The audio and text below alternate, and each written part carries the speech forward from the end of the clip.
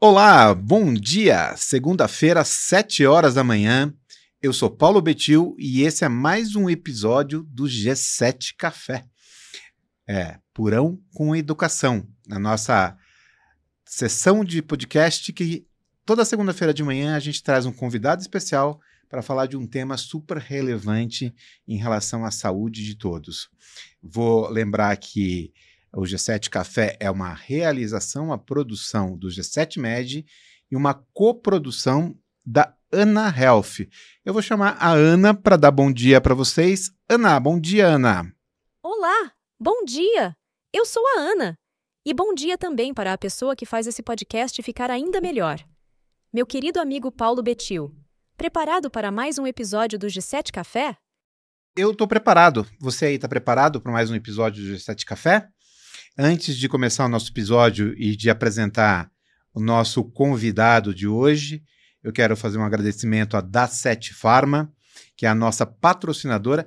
Da7 Pharma, que tem sede aqui em Curitiba. Esse é mais um episódio da série especial que eu estou gravando em Curitiba. Então, aqui em Curitiba, na nossa cidade do nosso convidado aqui também, cidade que também me adotou, que eu morei 10 anos, que a minha esposa é curitibana, meus filhos são curitibanos, meu cunhado é curitibano, depois eu falo para vocês quem é meu cunhado, e a Da7 Pharma, que é uma farmácia que está há 30 anos cuidando da saúde das pessoas, com diabetes, com deficiências do crescimento, que é o nosso tema de hoje, com o nosso convidado, sem dar spoiler, mas vocês já sabem também, e que começou há 30 anos em Curitiba, hoje tem filiais em Porto Alegre, Florianópolis, Belo Horizonte, abrindo uma loja que vai ficar incrível e em São Paulo em breve também. Muito obrigado a Da7 Pharma, faz bem fazer o bem. E eu vou dar bom dia também para o nosso convidado aqui. Pode abrir a câmera para a gente, Zé? O Zé na produção. Zé, muito obrigado pela tua parceria aí de novo na produção. Show de bola, Zé. Seja bem-vindo, Dr. Mauro Scharf. Muitíssimo obrigado. Prazer ter o programa aqui na minha cidade. Eu sempre vejo meus amigos lá paulistanos preparando, porque 7 horas da manhã em São Paulo é um desafio também, todo mundo saindo para trabalhar, hora de rush, mas eles estão lá. E a gente aqui ficava de fora, né? Então, muito legal que o programa foi móvel e eu tive a honra aí de poder participar também aí com vocês. Não, e você sabe que eu sempre falo, né? Todo domingo à noite, que eu tenho que gravar, transmitir o G7 Café, às 7 horas da manhã, eu tenho que acordar às 5, né? Então eu falo, mas que diabo de ideia que eu tive? Quem que inventou esse horário? Quem que inventou esse negócio de fazer programa às 7 horas da manhã ao vivo, né? Mas aí depois, segunda-feira, quando eu chego lá e recebo as pessoas e a gente realmente toma um café e bate um papo muito gostoso, aí vem aquela sensação assim, sabe, de bem-estar, de falar, putz, que coisa legal que a gente está fazendo, né? E o legal é que muitas vezes o podcast é a preferência número 1 de muitas pessoas para o trânsito, para a hora do carro, né? Então, às vezes escutar uma música é bom também para relaxar, mas às vezes ter um conhecimento de um assunto que interessa. Eu mesmo escuto podcasts de tecnologia no carro, então às vezes estou no trânsito, né? E vou aprender um pouquinho sobre áreas diferentes, sobre as coisas diferentes. Então, a ideia do podcast e dentro do nosso propósito do G7 Med, só para falar para vocês que o Mauro, eu chamei ele de Dr. Mauro na primeira apresentação aqui, depois agora vai ficar mais difícil de chamar de Dr. Mauro, porque o Mauro, além de meu sócio, né, no G7 Med, nosso sócio no G7 Med, é um amigo de longa data e o irmão que a vida me deu. O Mauro é meu cunhado, né, irmão da Karen, da minha esposa, né, então vai ficar difícil de chamar de Dr. Mauro o tempo inteiro. Mauro sempre. Eu peço até para os meus pacientes me chamarem de Mauro, porque doutor é algo muito formal e que às vezes distancia as pessoas. E dentro do relacionamento, mesmo em consultório, né, o doutor com a cadeira mais alta, né, o doutor numa posição diferente, já caiu essa moda, né? Já. Então, Mauro, sou uma pessoa como outra qualquer e sempre disposta a ir ajudar, porque é o que a profissão médica traz pra gente. Na família é o nosso Maurinho, né? Isso aí. Mauro, prazerzaço estar com você aqui, cara. Vamos lá. Né? Então, hoje a gente vai falar de deficiência de crescimentos. O Mauro, ele é um endócrino pediatra, referência no Brasil aí não só em diabetes tipo 1, não só em tecnologia de diabetes para crianças, para atletas, mas também em deficiências do crescimento. E você estava falando do modelo do podcast, eu ia falar que o G7Med tem, né, como propósito a educação em saúde, a educação em medicina, para diferentes públicos e utilizando diferentes canais, porque você educa de várias formas. E o podcast é uma forma de se levar a educação acessível, que as pessoas podem, apesar do programa ser geralmente ao vivo, esse aqui é uma gravação, é um programa gravado dessa série de Curitiba, são todos gravados, mas apesar dele ser ao vivo, geralmente à segunda-feira, ele pode ser assistido a qualquer momento, né? Daqui 1 ano, daqui 2 anos, ele vai estar lá disponível nos canais de podcast, no YouTube. Então, ele acaba sendo uma forma de educação com uma linguagem, com uma abordagem muito acessível e muito democrática, né? Então, é essa a ideia desse programa do G7 Café, com essa pegada de tomar um café com os amigos. E eu já vou servir um café. Você me acompanha no café aqui, Mauro? Com certeza, eu acompanho. O cafezinho sempre vai muito bem. Então, já estou servindo aqui o café para a gente fazer um G7 Café de verdade aqui, com café mesmo, né? Aí. Maravilha, tá saindo fumacinha. Aí, ó. Saúde. A nossa. A nossa. Obrigado, Mauro. Obrigado pela presença de novo. E lógico que o G7Med, até pela própria configuração do nosso time de fundadores, de cofundadores, tem muito essa pegada em relação ao diabetes, a tecnologia em diabetes, agora bastante envolvido com obesidade por causa da pós-graduação em obesidade, diabetes e empreendedorismo médico. Quase derrubei a mesa aqui. Fui mudar a cadeira de lugar, não rodou. E por causa da nossa pós-graduação, então a gente tem muito esse viés, mas uma coisa que apareceu muito rápido, até pelo nosso time de endócrino-pediatras, foram as demandas em relação às deficiências de crescimento, né? Então, a gente já começou a fazer projetos em relação à deficiência de crescimento, o uso de hormônio de crescimento, e a gente provavelmente deve ter na nossa audiência mães que conhecem outras mães, pessoas que conhecem pessoas que têm filho com baixa estatura, com estatura abaixo da estatura normal para a idade, etc. Então, é mais ou menos nessa área que a gente vai conversar hoje e até tirar as dúvidas, né, de quando que tem que se procurar um especialista, quando o filho está abaixo da idade. E aí a gente também passou por isso na família. O Léo tinha uma estatura, ele era um dos mais baixos da classe, e você falou assim, fez todas as observações, os exames, a avaliação, e falou assim, não, a gente não vai fazer nada com ele, ele vai crescer, e hoje ele é mais alto que eu, ele tem praticamente a tua altura, né? Então, mesmo sendo o mais baixo da turma, em qual idade se procura especialista, o que precisa usar? É mais ou menos o roteiro aqui que a gente vai fazer na nossa conversa de hoje. Bom, primeiro, muito obrigado por escolher, pro G7 escolher um assunto desse, porque esse é um assunto que precisa ser trazido à tona.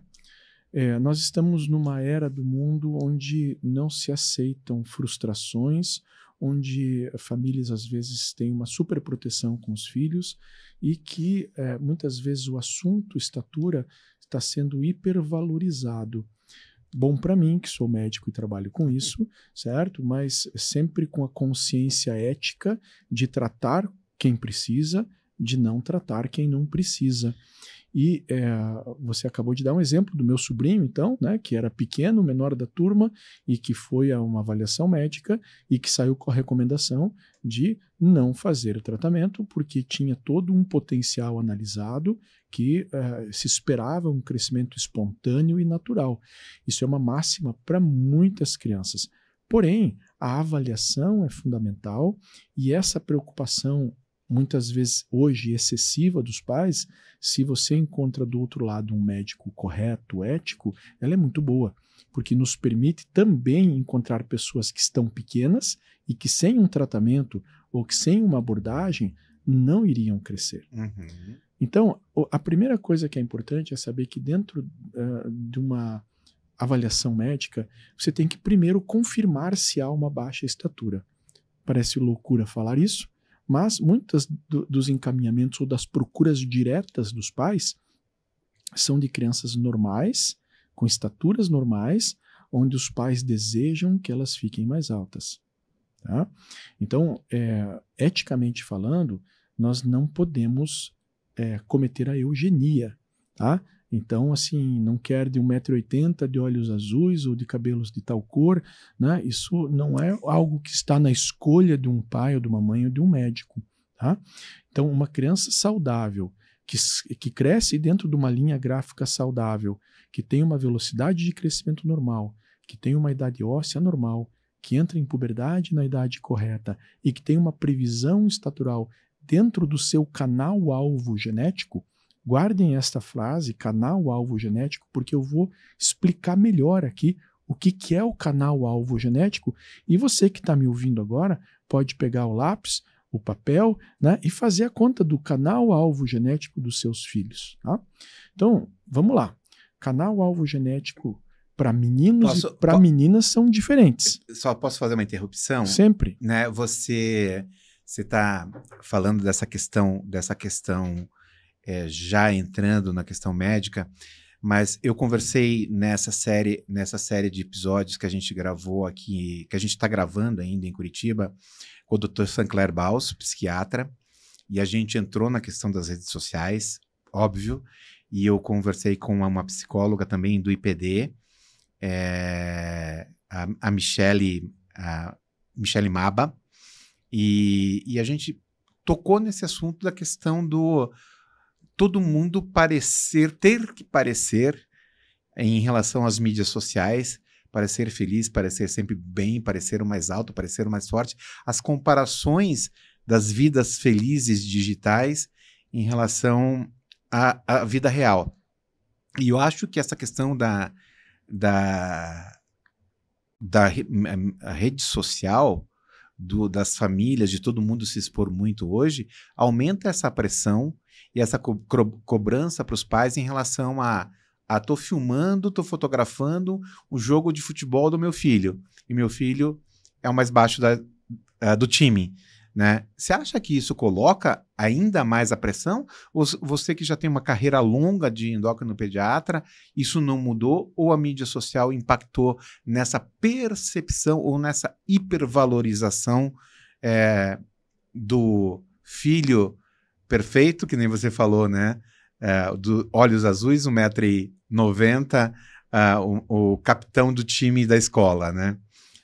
Eu não tenho dúvida nenhuma que as redes sociais elas impactaram todas as áreas da humanidade, não somente da medicina. Não teria por que a medicina não ser impactada por isso. E, sem dúvida nenhuma, a foto do Facebook ou do Instagram, ela nunca é a mesma da foto da carteira de identidade, né?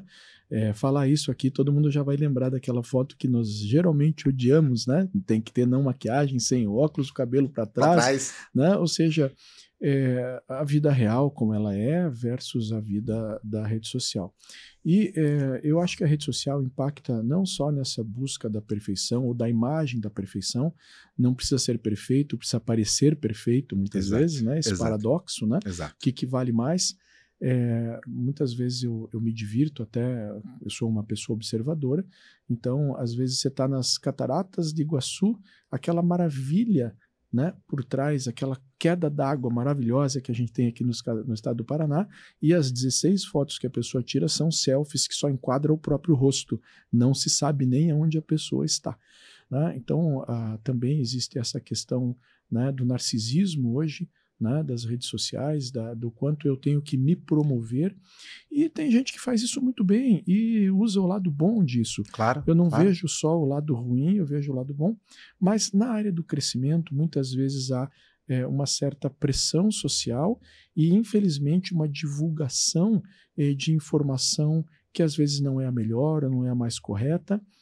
E neste meio de hormônios, vamos falar de hormônios em geral, o hormônio de crescimento é um dos hormônios, mas os hormônios em geral, existem muitas pessoas que entram na rede social sem ter uma formação científica médica apropriada e justamente com conflitos de interesse para poder vender alguma coisa, vender um tratamento, vender uma bomba, um hormônio, vender um hormônio do crescimento, uma testosterona, né? A gente vê cada vez mais, né, nas redes sociais ajudando a pegar aquele médico que, ou às vezes nem médico, tá?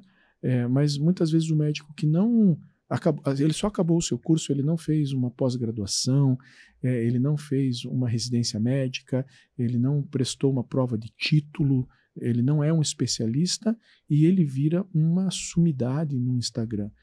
Eu, com 30 e poucos anos de idade aí, de profissão, né?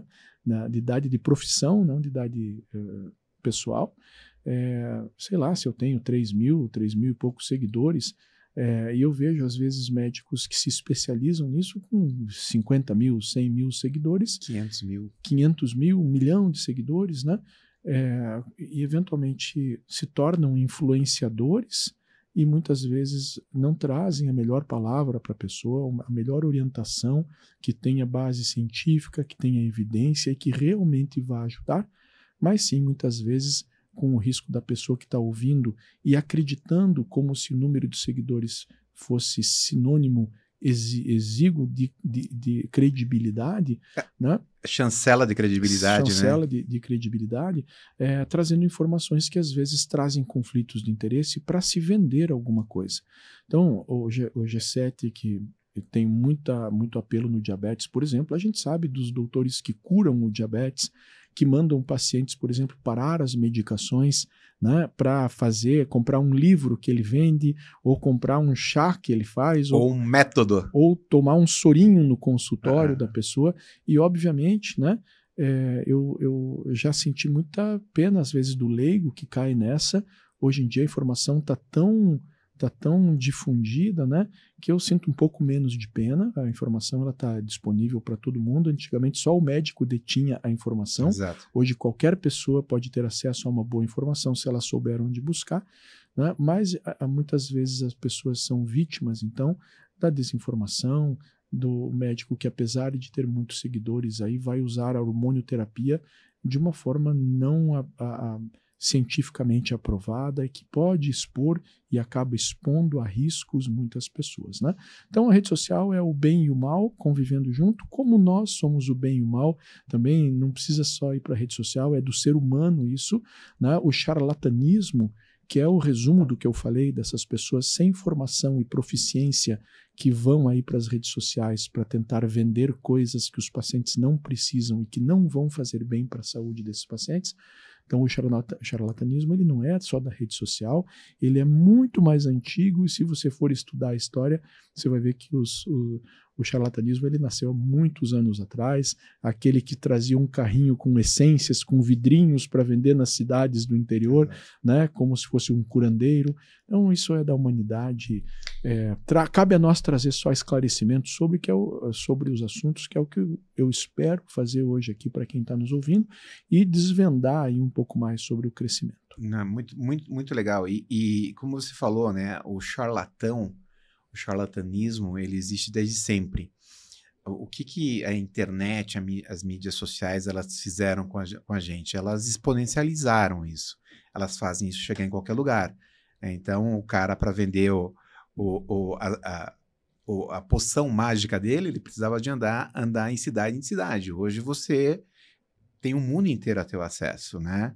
Acessível a você. Mas aí tem uma coisa interessante. Eu, como formação de marketing, tenho uma primeira regra do picareta, né? A primeira regra do picareta para ele fazer as suas vítimas é: procure um público vulnerável. É sempre o vulnerável. É o idoso, é a pessoa que teve uma notícia de uma doença grave ou de uma condição crônica de saúde incurável, como, por exemplo, o DM1, ou então receber um diagnóstico, por exemplo, de um câncer, né? Ou a pessoa que está em luto, que sofreu uma perda grave na família, ou luto até mesmo do diabetes tipo 1, de quando a mãe recebe o diagnóstico. E aí eu digo que a gente tem os algoritmos, e eles jogam a favor ou contra você, dependendo do caminho que você segue. Se você, por exemplo, faz a primeira pergunta, diabetes tipo 1, né, como curar, o risco de você ir para o lado ruim da força é grande, porque os algoritmos vão começar a te apresentar coisas sobre cura do diabetes. E aí você vai parar naqueles caras que vendem a cura do diabetes, né? Se você fizer um outro tipo de busca inicial, por exemplo, diabetes tipo 1, como tratar adequadamente, o algoritmo vai te levar para um outro caminho. Então, aquilo que você falou, bad cop, good cop, o tempo inteiro. E é do ser humano. Eu estava falando outro dia aqui com a Michelle, justamente conversando sobre isso. Inteligência artificial para o bem ou para o mal, como tudo, como qualquer coisa na humanidade. Pode ser usado para o bem e para o mal. Então, a gente tem que tomar muito cuidado. A gente vai falar dessa questão, eu quero voltar com você nessa questão dos médicos picaretas e da hormonioterapia, que não a hormonioterapia para o bem. Mas especificamente no hormônio de crescimento, Betil, não precisa de uma vulnerabilidade tão grande. Tem algo chamado autoestima, certo? Então, tanto na dermatologia, nos tratamentos estéticos, quanto no crescimento, muitas vezes essas pessoas utilizam em rebaixar a autoestima daquele que está ouvindo, Sim. certo? Para poder vender um tratamento. Sim. Então, eu vou te dar um exemplo clássico, né? Na dermatologia, a pessoa vai consultar porque ela tem uma pinta. Ela não quer outra coisa. Ela entrou no médico, ela pagou uma consulta, ou o seu plano pagou uma consulta para que ela visse uma pinta, porque ela tem preocupação se aquilo possa ser um câncer de pele, certo? E o médico dermatologista sério, tá? Ele vai pegar aquela queixa do paciente, não só aquela pinta, mas vai ver todas as pintas do corpo do paciente, vai classificá-las, vai dizer se o paciente precisa remover alguma ou não, e essa foi o apelo e a queixa do paciente. O que ocorre hoje? Né? Ele vê a pinta e fala assim, não, isso não é nada, mas estou vendo aqui, você está com uma ruga muito feia, você não está apresentável. Tá? Eu acho que você deveria fazer um botox, ou você deveria fazer um preenchimento. Né? E aquele paciente que foi buscar uma prevenção de câncer por uma pinta de pele, acaba sendo vítima, então, de alguém que rebaixou a autoestima dele para vender algo que ela precisa vender, com o interesse de ajudar a pessoa, muitas vezes pode ser, mas com o interesse também de ganhar mais dinheiro.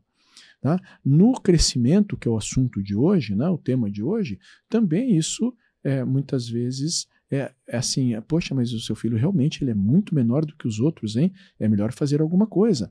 Tá?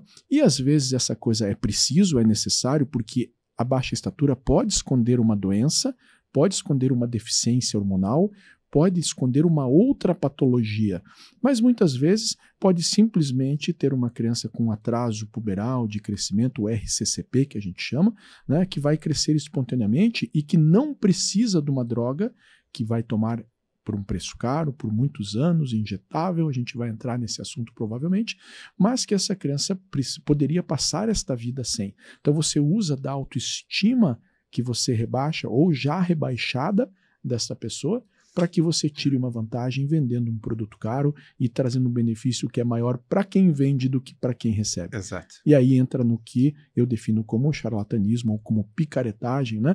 Se você vem um paciente com algum sofrimento, e esse sofrimento pode ser só da autoestima, cabe ao médico identificar, excluir as doenças e tratar a autoestima dessa família, dessa criança, e não dar hormônios para ela.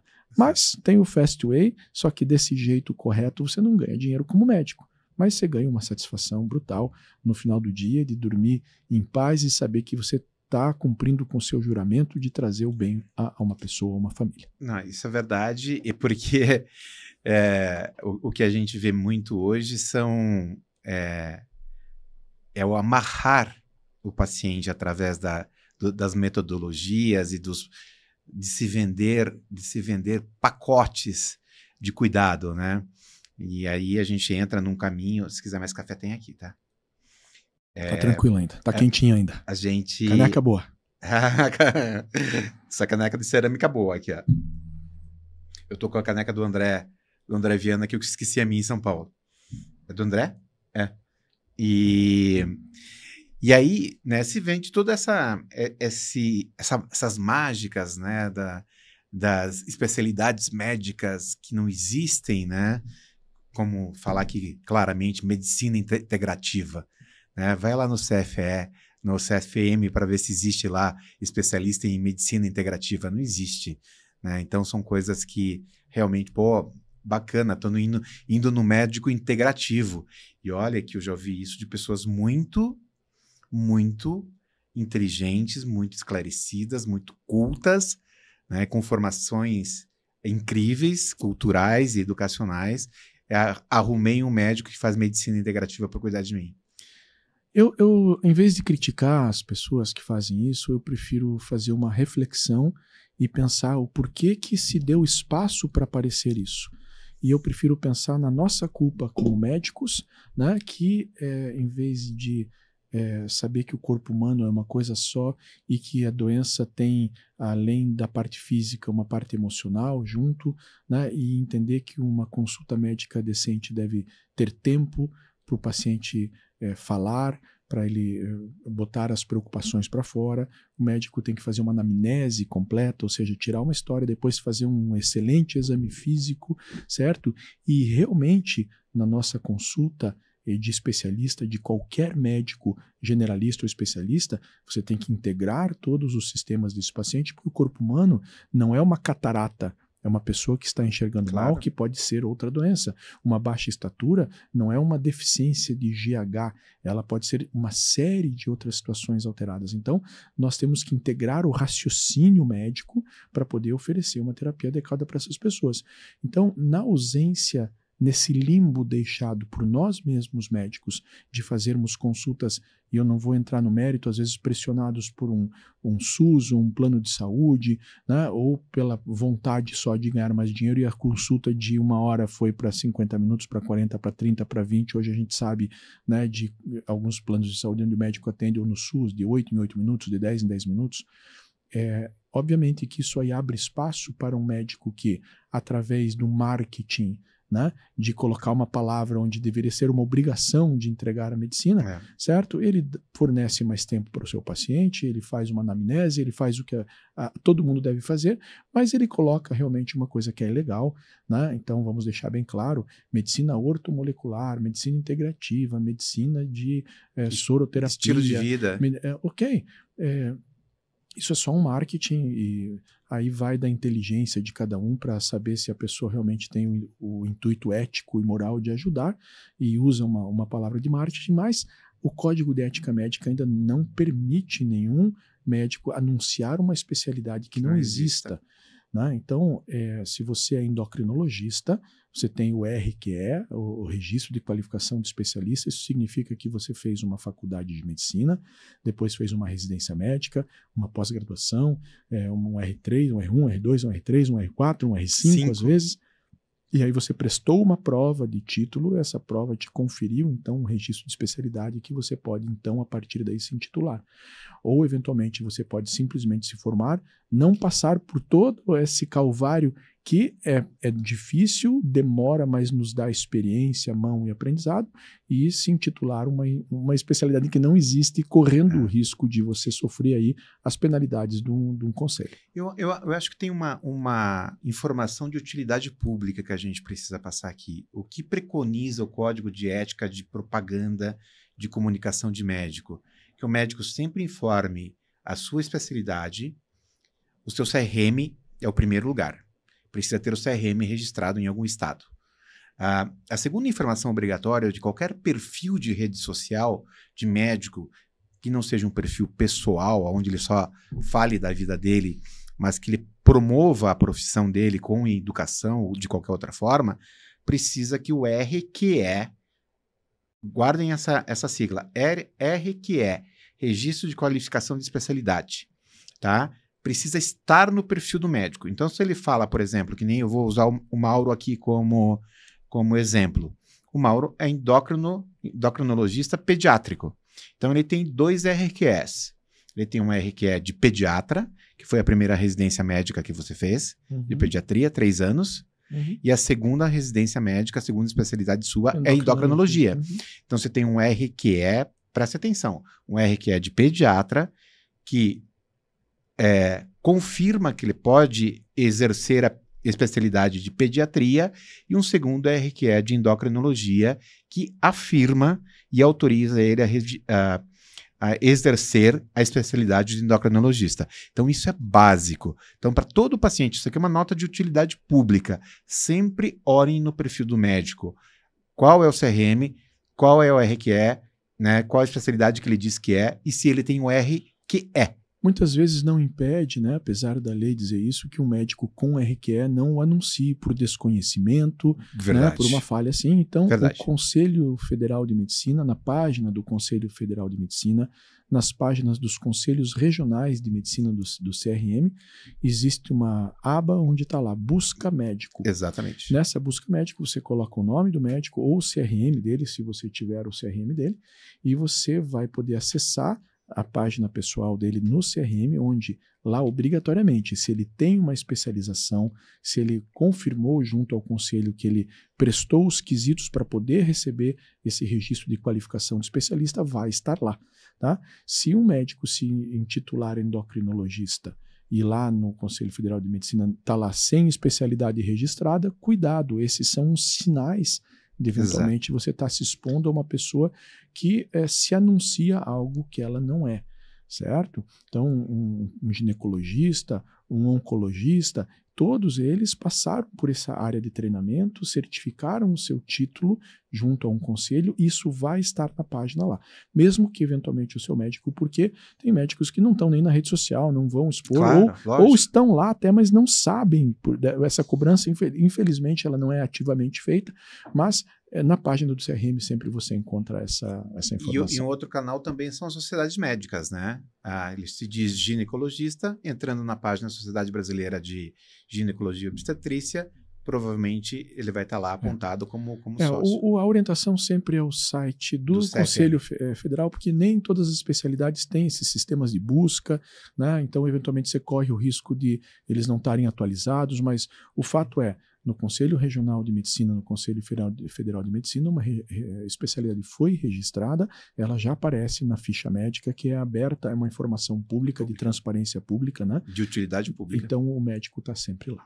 Perfeito, Mauro. Vamos voltar para o nosso tema aqui? Você que manda. Não, é porque tem muita coisa envolvida, né? Então, tem bastante coisa envolvida, e a gente estava falando do eixo familiar, né? Daquela questão da estatura, de como se calcula, né, essa questão do canal familiar de estatura, né? Então, retomando aquilo, o que é mais importante quando eu recebo uma criança, quando o especialista recebe uma criança, primeiro, checar se ele realmente tem baixa estatura. Tá? Ter baixa estatura, você tem que desenhar o canal familiar. Nós temos gráficos, então, específicos. Esses gráficos representam uma população, um percentual de população que tem aquela estatura. Então, uma criança com uma determinada estatura, você plota ela nesse gráfico, e aquele gráfico vai dizer assim, somente 10% das pessoas do universo, nesta idade, apresentam essa estatura. Ou 50%, ou 90%. Você tem como checar o percentil de crescimento que essa criança está. E tem duas comparações que a gente deve fazer. A primeira comparação é com o que é a normalidade estatural social. Uhum. Tá?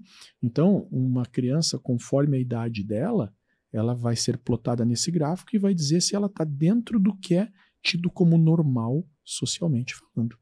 Percentil 3 a percentil 97, 0 desvios padrões é o percentil 50, e você vai ver se essa criança cai dentro da normalidade social.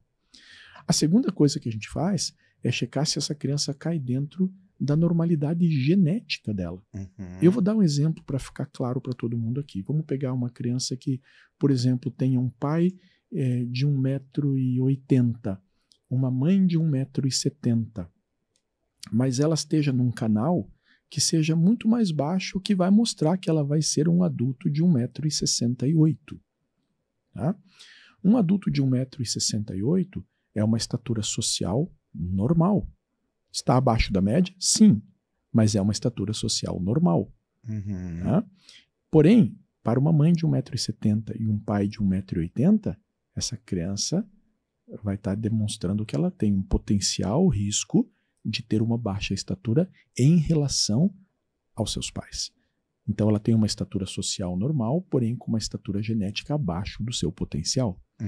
Então quando a gente vai avaliar uma criança, nós vamos ver conforme a idade dela, conforme o sexo dela, porque os gráficos dos meninos é diferente dos gráficos das meninas. Então isso eu vejo todos os dias no consultório. Ah, mas as meninas da turma são muito mais altas, né? Não, menino compara com menino, menina compara com menina. Tá? Então você tem o gráfico específico para ambos e você vai plotar e vai ver se essa criança realmente tem baixa estatura. Tá?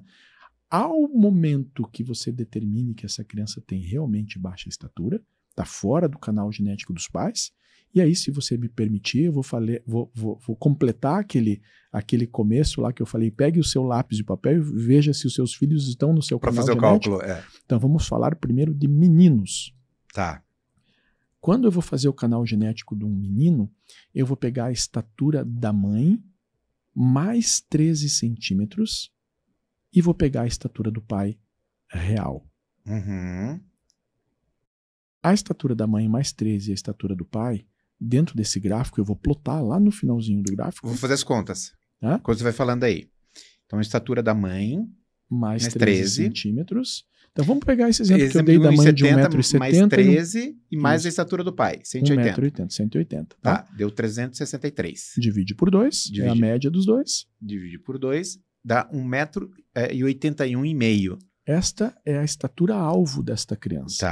Tá. Então, no caso do menino, ele tem um canal genético que vai de 1,80 m, que é a estatura do pai dele, até 1,83 m, que é a estatura da mãe dele mais 13 centímetros. Tá? Deu uma média de 1,81 m e meio, que é a estatura familiar alvo. Tá? E ele tem um canal genético que vai de 1,80 a 1,83. Então, se esse menino tiver com uma projeção abaixo disto, tá? Mais do que 2 desvios padrões abaixo dessa média, eu vou considerar que ele está fora de uma variação de normalidade genética. Se ele estiver abaixo de 2 desvios padrões da média populacional, ele tem uma baixa estatura absoluta. Tá? Ele tem um diagnóstico de baixa estatura doença. Ou se ele tiver mais do que 2 desvios padrões abaixo dessa média parental, ele tem uma baixa estatura relativa ao padrão genético dele. Tá? Que pode ser superior a média da população social que você falou. Sim, vamos pegar um pai de 2,10 m, uma mãe de 1,95 m, certo? E você vai ter um menino de 1,78 m que está acima da média populacional.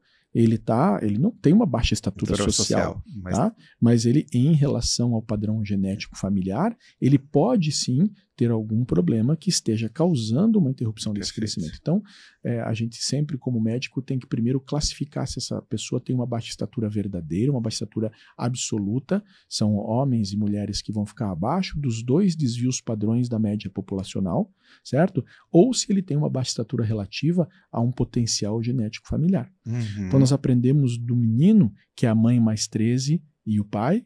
Tá? Agora vamos aprender da menina. Então, peraí, deixa eu ligar a calculadora de novo.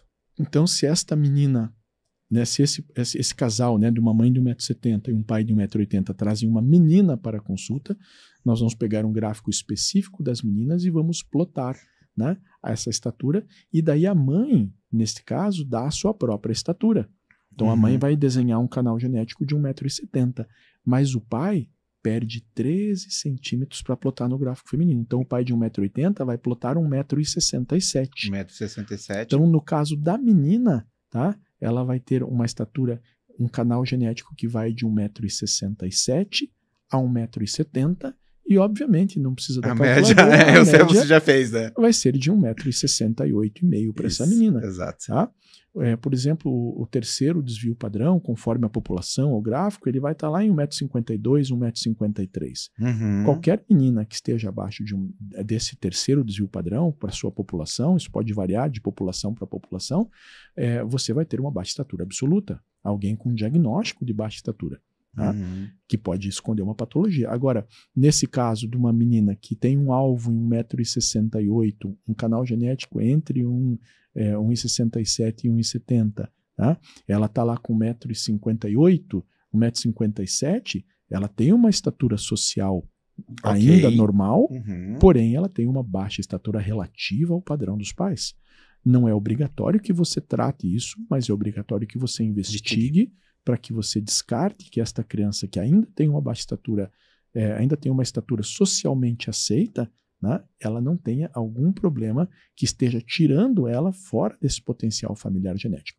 Então aqui ficou a primeira dica prática do podcast, legal, muito legal. Para as famílias aí que estão nos ouvindo poder fazer a continha rápida, né, e ver se o seu filho realmente tem a baixa estatura, porque, pasme, na minha prática diária aí no consultório, muitas dos encaminhamentos ou das procuras diretas dos pais, não há uma baixa estatura verdadeira, há uma preocupação de não ser pequeno, certo? Mas quando você coloca dentro dos gráficos, a maior parte das vezes essa criança está dentro do canal genético dela, dentro de um padrão de estatura social adequado e dentro do padrão genético adequado.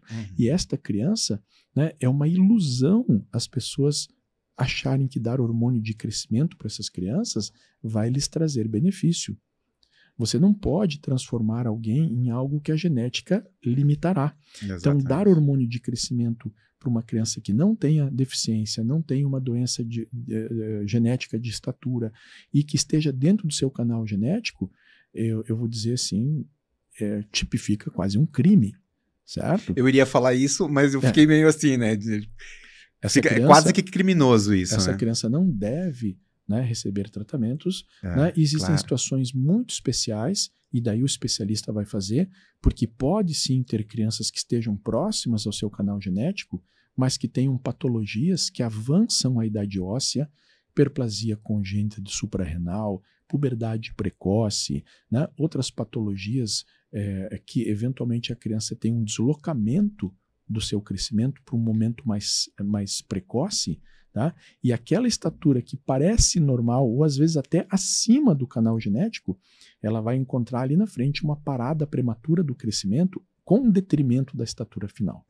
Então, só para deixar uma ressalva, o especialista é quem tem a condição, eventualmente, de identificar essas situações que mesmo alguém que esteja dentro do seu canal genético, mas esteja, ou até acima do seu canal genético, mas esteja com uma projeção, uma previsão de estatura socialmente alterada, essa criança também deve ser algo de investigação e possivelmente de um tratamento. Tá? Então fica essa ressalva, porque nem sempre tratar uma criança que está no alvo pode ser então um crime, como a gente colocou, porque tem uma situação, né, tem algumas situações onde o avanço da idade óssea pode, mesmo a criança estando muito próximo ao seu canal, projetar uma estatura muito baixa.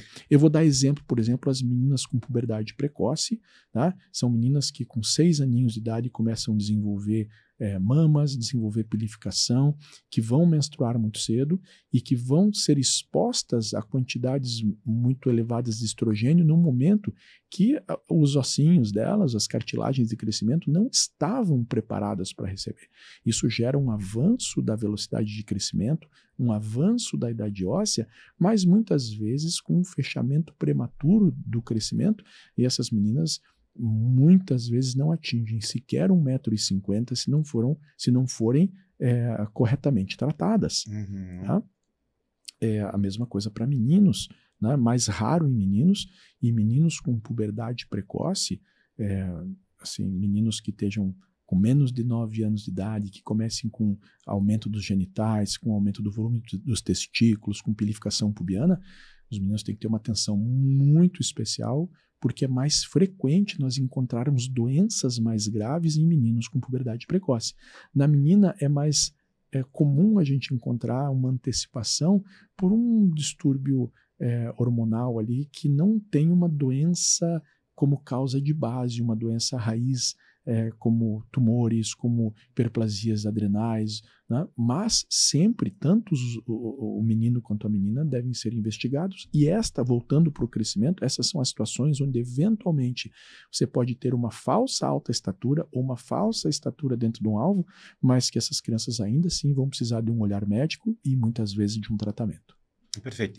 Então passamos de novo pela responsabilidade, pela capacitação do médico em fazer a investigação toda, a anamnese, e fazer todo o processo de investigação para confirmar ou descartar hipóteses. Isso, né? E a necessidade ou não de uma intervenção médica especialmente nas doenças de crescimento, é incrível, mas estatisticamente, se você pensar em todas as pessoas com baixa estatura, quantas têm deficiência de hormônio de crescimento, isso é um número muito baixo.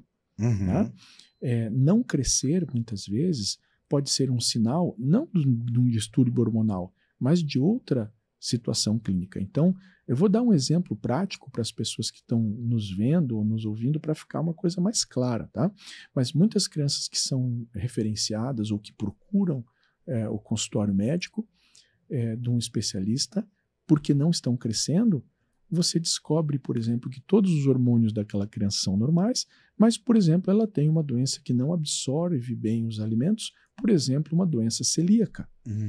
A doença celíaca, numa criança, muitas vezes o primeiro sinal, antes dela ter sintomas gastrointestinais, diarreias, obstipações, distensões abdominais, né, as intolerâncias realmente prontas na alimentação quando ela consome o glúten, muitas vezes antes disso, ela tem queda da velocidade de crescimento, ela começa a fazer baixa estatura. Né? E a gente investiga e descobre e devolve para quem nos encaminhou essa criança que ela não precisa de hormônios, ela precisa retirar o glúten da sua dieta. Nós temos crianças, por exemplo, que vêm com baixa estatura com hipotireoidismo. O hormônio da tireoide, ele não chama hormônio de crescimento, mas se ele falta, o crescimento da criança se interrompe. Tá? Muitas vezes nós temos crianças, por exemplo, com craniofaringiomas, com tumores no sistema nervoso central, né, que elas não têm o defeito propriamente dito do hormônio de crescimento, mas elas têm uma interrupção abrupta do crescimento por alterações que são alterações do sistema nervoso central que podem indiretamente influenciar nessas secreções hormonais. Tá? E o tratamento delas precisa tratar a causa de base. Tá? Então, muitas vezes é importante, primeiro, né, voltando ao raciocínio, descobrir se a criança tem ou não tem baixa estatura. Se ela tem baixa estatura, qual é a causa dessa baixa estatura? É a segunda empreitada que nós temos. Então, vamos lá. A criança veio porque os pais acham que ela é baixa, eu vi no gráfico, plotando como nós já aprendemos a fazer, que ela realmente é baixa, absolutamente baixa, abaixo dos 2 dígitos padrões da média populacional, ou relativamente baixa, abaixo de 2 dígitos padrões abaixo da média parental dela. Tá?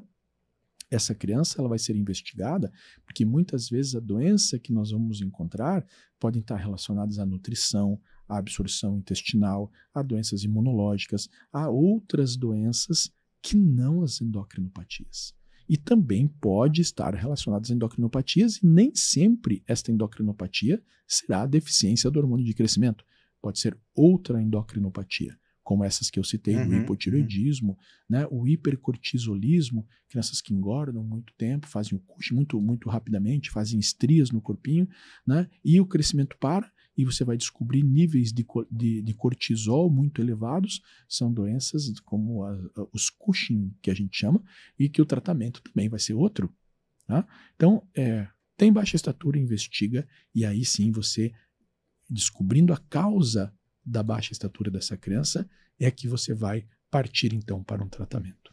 Ao mesmo tempo que está sendo absurdamente esclarecedora essa conversa, e acredito que para quem está ouvindo a gente também está sendo, aí tem aqui no ombro, né, falando aqui na minha orelha, o quanto é desafiador e preocupante essa questão da medicina bem feita no Brasil. Olha quantas coisas você colocou na mesa. Quantas variáveis precisam ser levadas em consideração.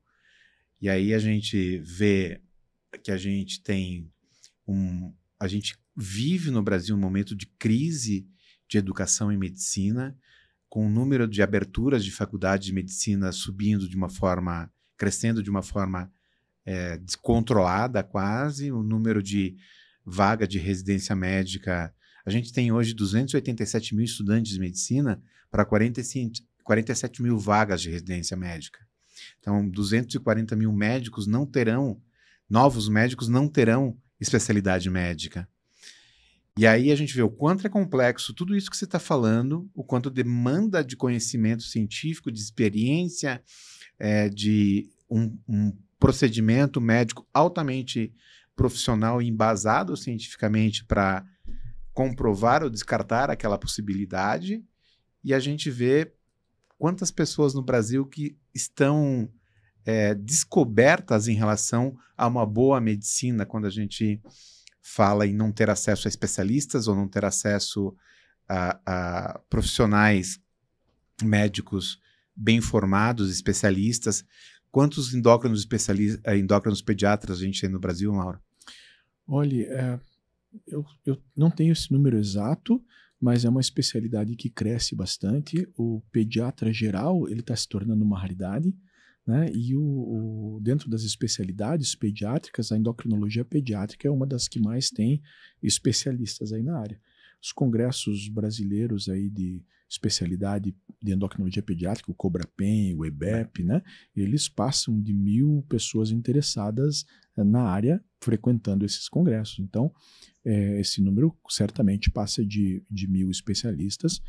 Uma cidade como Curitiba certamente já tem mais de 50 ou 60 especialistas nessa área, né? Então, são pessoas que sim, fizeram a medicina, tiveram a oportunidade de fazer a residência de pediatria, da endocrinologia, certificaram seus títulos e estão hoje trabalhando. Uhum. Então, esta é uma área relativamente bem servida, mas infelizmente tem pessoas sem esta formação que não tiveram essa oportunidade, não se graduaram para isso e que acabam entrando nesse meio, porque os tratamentos, muitas vezes com os hormônios de crescimento, eles são longos, são recorrentes e muitas vezes eles têm um custo elevado que pode embutir alguns ganhos aí, quando impropriamente feitos, né, de uma forma não muito legal. Então a gente tem que sempre ter o cuidado de, entendendo a complexidade que é investigar uma baixa estatura. Veja, nós falamos aqui de doenças que são oncológicas e que podem ser a causa de uma baixa estatura. Nós falamos de doenças imunológicas, de doenças gastrointestinais, que são para a vida toda, né? Então, simplesmente você dar hormônio de crescimento para uma criança com uma outra doença, você vai trazer um prejuízo muito grande para essa criança. Tá? Você pega uma criança, por exemplo, com uma doença diferente da deficiência de hormônio de crescimento, que a gente sabe como especialista que ela não vai responder a essa doença, e você oferece IGH, essa criança não vai crescer a mais, mas ela vai ter um gasto financeiro muito grande, um risco porque ela está usando algo que ela não precisa também muito grande, e um resultado pífio. E aí está o que eu chamo de caro. Justamente é isso. Claro, tá? Lógico. O caro para a saúde, caro para a vida e a ausência de benefício. Injetar uma droga todos os dias, por anos e anos e anos, não é uma brincadeira. E para você chegar a essa conclusão, né, você tem consultas seriadas. Eu nunca na minha vida indiquei hormônio de crescimento numa primeira consulta. Porque você tem que ver velocidade de crescimento, você tem que fazer a investigação de todas essas causas de base, você tem que ter todo um preparo, certo? E uma certeza de que essa terapia longa e muitas vezes cara, tá, ela vai ser resolutiva para essa pessoa. Eu tenho que ter certeza que essa pessoa precisa desta terapia e isso demanda tempo. E tempo para quem tem ansiedade ou está afetado pela autoestima, com essa pressa de querer ter, né, então, um filho perfeito, com a estatura perfeita, muitas vezes tem pessoas que não seguram essa onda. Tá? Tem pessoas que vão procurar alguém que venda rapidamente aquilo que elas entendem que pode ser a solução, porque elas foram tocadas às vezes por uma rede social ou por algum comentário de outras pessoas que não são da área, que não são especializadas aí e que podem eventualmente atropelar, né, com uma indicação incorreta, um tratamento que não vai causar benefício e, infelizmente, que possa causar malefício. Você falou uma coisa, e aí veio uma pergunta bem leiga da minha parte, mas relacionado com um pouco aí de fisiologia.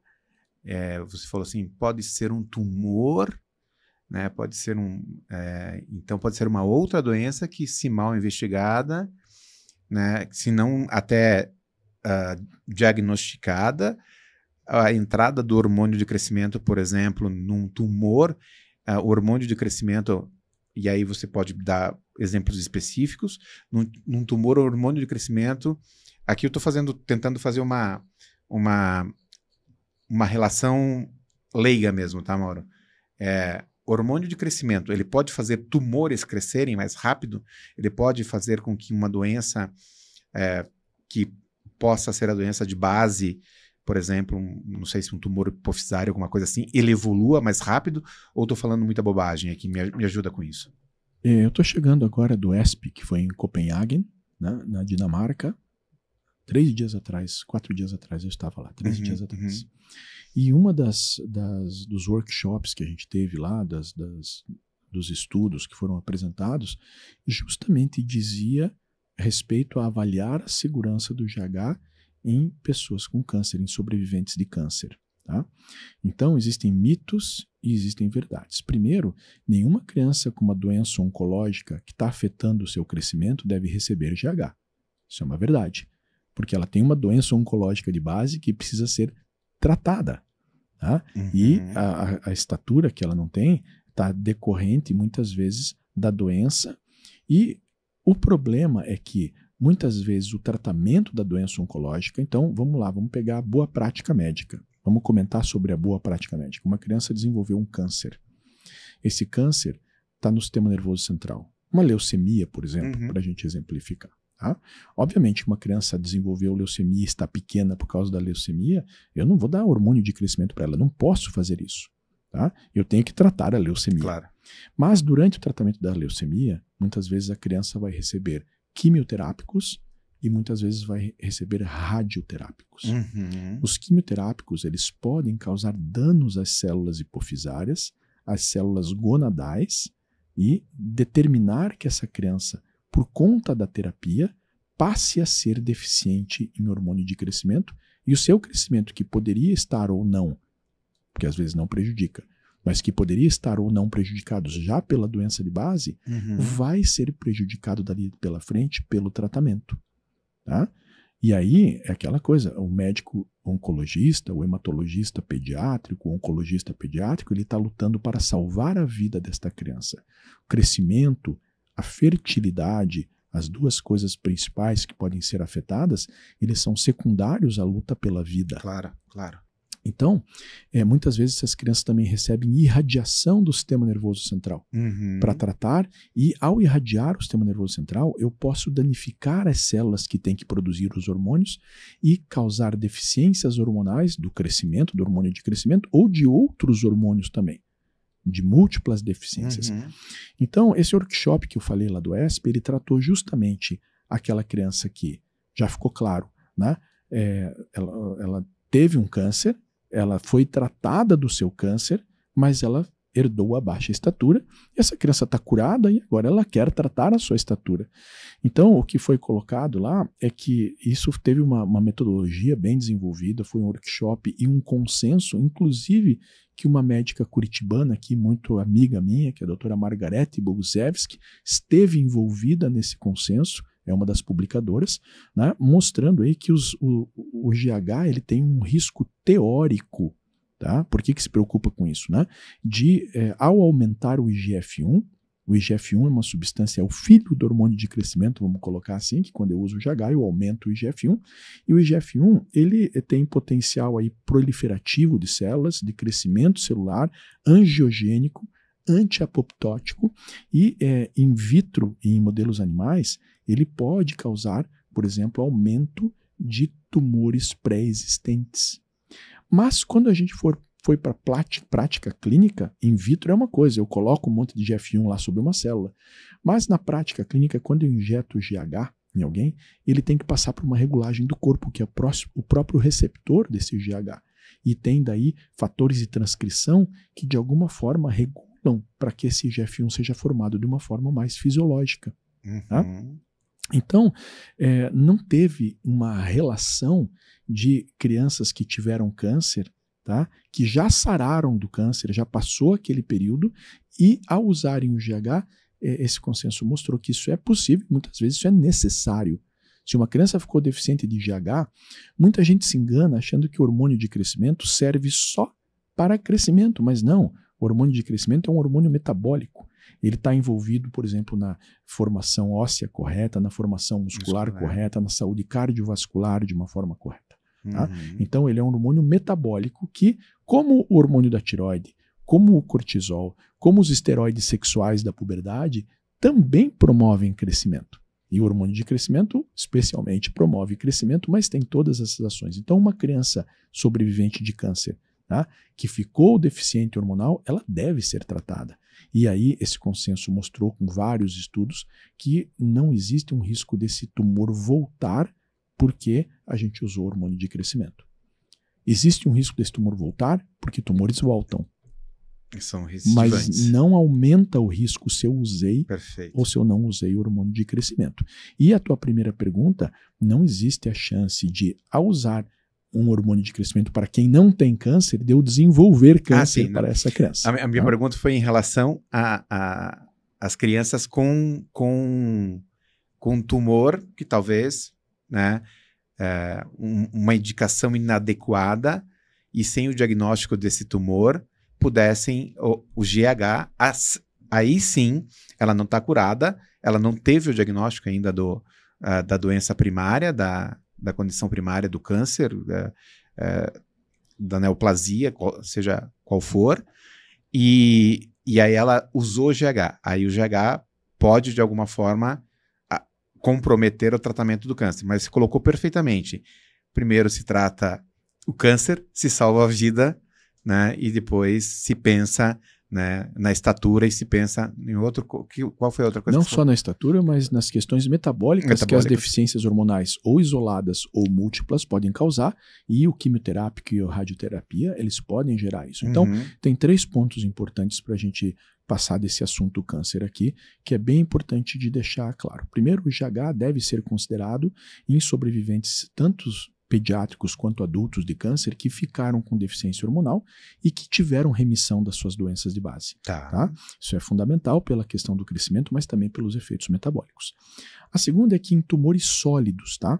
Então, tumores sólidos como, assim, de maior risco, como câncer de mama, de fígado, de próstata e de cólon, recomenda-se aguardar até 5 anos após a remissão, mesmo na deficiência do GH, para você utilizar o GH, que são tumores mais sensíveis ao IGF-1. Então, esses tumores sólidos, tá, eles devem se esperar 5 anos, que você acha que todo mundo já ouviu, né? Eu tratei de câncer, estou esperando para dar 5 anos para eu me considerar curado.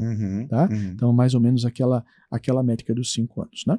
E a única ressalva é para que existem algumas síndromes genéticas que já têm maiores predisposições ao câncer. Tá? Essas síndromes genéticas, especialmente as rasopatias, rasopatias são mutações específicas. Eu sei que esse é um nome técnico, talvez muitas pessoas que vão nos ouvir aqui não entendam, né? Mas são truncamentos na genética, na formação do hormônio de crescimento, especialmente quando o truncamento está no sistema RAS ou no sistema MAPkinase. Tá? Essas 2 patologias aí, elas podem eventualmente, por serem condições genéticas que já tenham predisposição aumentadas ao câncer, assim, é recomendado você pesar bem a relação de custo-benefício, tá? Do quanto o tratamento com hormônio de crescimento pode ser benéfico ou não para essas crianças. Tá? Então, são situações diferentes. Né? Eu tenho síndromes genéticas que, por si só, sem usar hormônio de crescimento, já apresentam um risco aumentado no desenvolvimento do câncer. Tá? Não, perfeito. Você estava preocupado com o horário, que a gente não ia ter assunto para falar, né? Dá uma olhada no tempo ali. Vamos lá. Vamos entrar agora especificamente de quando se usa, para quais indicações se utiliza hormônio de crescimento, quais são as indicações que realmente são precisas para criança que tem lá insuficiência de hormônio de crescimento e tal. Quais são as indicações precisas e vamos falar um pouquinho de cada uma delas. Vamos lembrar que as agências regulatórias regulam em países essas indicações de formas diferentes. Então, tem indicações que são aceitas nos Estados Unidos que não são aceitas na Europa e vice-versa. Muitas vezes isso tem relações, infelizmente, comerciais na frente das científicas. Alguns países que a medicina é totalmente estatizada, se eles incluem uma patologia, o Estado é obrigado a pagar e aí tem dificuldades financeiras, etc. Perfeito. E tal, tá? Muito bom. Mas vamos lá. A gente tem aqui a Anvisa, que é uma agência extremamente séria, né, e que regula, né, as indicações. Eles têm que registrar os produtos dos hormônios de crescimento e nem todas as marcas certo? Elas estão registradas para todas as patologias. Uhum. Podem haver diferenças nas marcas múltiplas também. E por que isso? Porque você tem que submeter as indicações. E muitas vezes uma indicação mais antiga foi submetida e aquele laboratório específico não submeteu uma nova patologia. Não quer dizer que o hormônio de crescimento não possa ser utilizada nesta. Tá? Uhum. A segunda coisa que nós chamamos são as indicações off-label. Uhum. Tá? Indicação off-label, a gente tem que ter muito cuidado, tá? Mas elas não são proibidas. Muitas vezes elas podem ser baseadas em uma série de literaturas, de publicações científicas, tá? Que eventualmente simplesmente aquela agência regulatória nunca analisou aquela situação e por isso ela não é label naquele país ou ela não é em bula para aquele medicamento. Tá? Uhum. Posto isso, tá? Que existem diferenças então de indicações de marca para marca ou de país para país, Uhum. o que se torna uma obrigação de tratar aqui é a mais básica. Uma criança que vem ao consultório com baixa estatura, você dosa os hormônios do crescimento dela e ela não tem a produção, é uma produção muito baixa ou ausente do hormônio de crescimento. Uhum. Tá? Então essa criança é considerada uma deficiente de GH ou uma insuficiente em GH. Uhum. Geralmente ela tem a idade óssea atrasada, ela tem o IGF-1, não só o hormônio de crescimento baixo, mas o IGF-1 também muito baixo. Uhum. E essas crianças têm um quadro clínico muito típico, são crianças muito pequenas com a facies grácil. Facies grácil é uma carinha de bonequinha. Parece que elas são muito mais novas do que elas realmente são. Elas acumulam gordura no abdômen e é um tipo de gordurinha que parece que alguém pegou um pequeno martelinho e martelou nessa gordura. Elas têm furinhos, Uhum. muitas vezes elas têm efélides, que são sardinhas. Tá? Ela tem um aspecto e uma voz infantilizada. Tá? E muitas vezes o tratamento demora para ser, infelizmente, diagnosticado. Essas crianças elas têm uma indicação clássica do uso do hormônio de crescimento. Uhum. Tá? Existe uma... E aí, para isso, provavelmente todos os hormônios de crescimento têm essa indicação, que é a indicação mais básica. Todos os hormônios de crescimento, né, podem ser usados para deficiência de hormônio de crescimento. Tá? E obviamente, né, isso tem que ter o conhecimento de bula A, B, C e D, né, mas na prática, tá? Na prática aí a gente tem as indicações clássicas que já são aprovadas por várias agências regulatórias, onde o hormônio de crescimento pode ser usado fora da deficiência do hormônio de crescimento. Uhum. Tá? A mais comum delas a gente chama de baixa estatura idiopática. Tá? Uhum. A baixa estatura idiopática é aquela baixa estatura onde você realmente tem a criança abaixo dos 2 desvios padrões. Alguns países usam 2,5 desvios padrões, outros usam 2,2, outros usam 0,2, então tem critérios locais. Uhum. Mas crianças com menos do que 2 desvios padrões, estamos falando de homens que ficarão com menos de 1,61 m, mulheres que ficarão com menos de 1,51 m, né? Então são realmente baixas estaturas sociais. Uhum. Tá? E você pega essa criança e analisa todos os hormônios dela. E os hormônios são normais. Você analisa todas aquelas patologias possíveis que eu citei e não existem patologias. Então a baixa estatura idiopática, tá, é basicamente você pegar uma criança que realmente seja baixa, que você exclua todas as doenças possíveis, e aí entram também displasias ósseas, são doenças mais raras, né, mas que também são doenças genéticas, mutações, doenças orgânicas, doenças metabólicas, doenças imunológicas, ou seja, você analisa a saúde dessa criança e você descarta. Ela é uma criança saudável que é pequena. Tá? Uhum. E que vai ficar abaixo de 2,5 desvios padrões abaixo da média social. Então essas crianças podem se beneficiar com o uso do hormônio de crescimento. Tá? Você colocou um podem. Podem. Podem. Porque nem todas se beneficiarão com o hormônio de crescimento. Tá. Tá? Porque talvez realmente não esteja vinculado. Uma coisa que eu quero que você faça um parênteses é o idiopática, né? Para você esclarecer, o idiopática é que não tem uma causa definida. Essa é a definição do idiopática? Essa é a definição de idiopática, mas eu tenho uma definição minha que eu acho melhor, se você me permitir. Claro, lógico. Se você pegar a palavra idios e patos, que formam o idiopático, ela vem do grego, certo? E que mostra de causa desconhecida, né? Então, patologia de causa obscura ou de causa desconhecida. Então, a minha definição de idiopática simplesmente é uma forma pretensiosa de nós médicos escondermos a nossa ignorância. Tá? Porque eu não posso falar para você, seu filho é pequeno, ele não cresce, eu fiz todos os exames e eu não faço a menor ideia de por que ele não cresce. Então eu chamo de idiopático, que fica mais palatável, certo? Mas eu só estou escondendo a minha ignorância. Com o advento da genética, dos genomas, tá? Onde a gente pôde mapear o ser humano, muitas das doenças que eram chamadas de idiopáticas já não são mais. Provando então que minha teoria está correta. Tá certo? Então a gente tem uma série de síndromes que foram descobertas, de mutações que foram descobertas, que essa criança tinha deficiência de crescimento, né? A CAN, AGRICAN, PTPN11, são síndromes genéticas, as rasopatias, as deficiências da MAP quinase, ou seja, foram mutações que tinham aquela criança que entrava nessa cesta enorme da baixa estatura idiopática e que hoje a gente tem um nome para chamar de meu, certo? Então essa criança tem uma rasopatia, essa criança tem uma síndrome tal, essa criança tem uma doença. Então ainda nós temos muitas doenças que nós não conseguimos explicar. Mas não quer dizer que uma baixa estatura grave não possa ter uma explicação que a gente ainda não encontrou. Que os estudos genéticos não tiveram um número muito grande dessas doenças iguais, com fenótipos parecidos, para você colocar em alguma síndrome e dar algum nome para elas.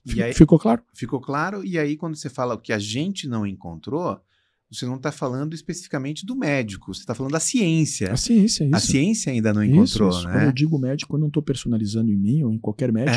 Quando eu digo uma forma pretensiosa do médico esconder a sua ignorância, eu digo da ciência esconder a sua ignorância, né? Porque o idiopático é usado em outros termos também, para outras especializações, para outras, fora da área médica. Idiopático, certo? É algo que você não encontrou a causa, mas não quer dizer que em 100% das vezes ela não exista. Vamos lá, eu tenho um hormônio de crescimento que eu doso e é normal, tá certo? Mas às vezes eu tenho um problema no receptor. E daí eu vou dosar e esse hormônio está lá. Eu não posso falar que essa criança é deficiente do hormônio de crescimento. Mas eu posso investigar se eu tenho uma doença desse receptor, uma mutação nesse receptor. Às vezes eu tenho um hormônio normal, um receptor normal, mas eu tenho os fatores de transcrição que são intracelulares, muitas vezes no hepatócito ou no próprio osso, que eu tenho que transformar esse hormônio de crescimento no IGF-1 e às vezes eu tenho truncamentos. E olha que difícil, e por que eu falei que o tratamento para deficiência, para baixa estatura idiopática pode trazer benefício, tá? Porque pense num velocímetro que vai de 0 a 100. E as mutações, elas podem ter penetrações variadas. Eu posso ter uma mutação que, por exemplo, trunque 100% daquele receptor e essa criança vai ter uma baixa estatura grave. Mas eu posso ter uma mutação que trunque 20% daquele receptor, que gere menos o IGF-1, que passe alguma coisa, mas ela vai ter um caráter mais leve. Então, os fenótipos, às vezes, das mesmas mutações, elas são diferentes. Claro. E aí eu vou complicar. Existe a epigenética também, que às vezes a mesma mutação, tá, pode causar fenótipos diferentes e acometimentos da estatura de forma diferente por questões epigenéticas, por metilações, por processos de adaptação do corpo, né, que também essa expressão na mesma mutação pode ser diferente para dois indivíduos. Tá? Então, por isso que eu falei que na baixa estatura idiopática, a segunda indicação, recapitulando para ninguém se perder, a deficiência do hormônio de crescimento, a baixa estatura idiopática, né, tem algumas mutações que podem não responder ou que podem responder parcialmente e daí analisar a relação de custo-benefício é uma arte que o médico sério, que o médico ético junto com a família vai tomar para ver se aquela criança, aquela mutação específica ou aquela mutação não encontrada, mas aquela baixa estatura especificamente está respondendo com benefício à criança. É aquilo que você falou, né? Você nunca prescreve um hormônio de crescimento na primeira consulta. Você precisa de um acompanhamento e também no tratamento você precisa desse acompanhamento para saber se tem resposta ou se não tem resposta. Quer mais café? Ou se não tem... Não, tem aqui ainda. Deu uma geladinha, depois eu vou trocar. Eu também, o meu já está meio gelado aqui também. Mas vamos lá. É que a gente acaba alongando a conversa, né? Então, e tem que fazer esse acompanhamento, e como você falou, tem que pôr na ponta do lápis ali, né? Como se fazia nas escalas de papel, nos gráficos, né? Nos gráficos de papel. Hoje é tudo, né?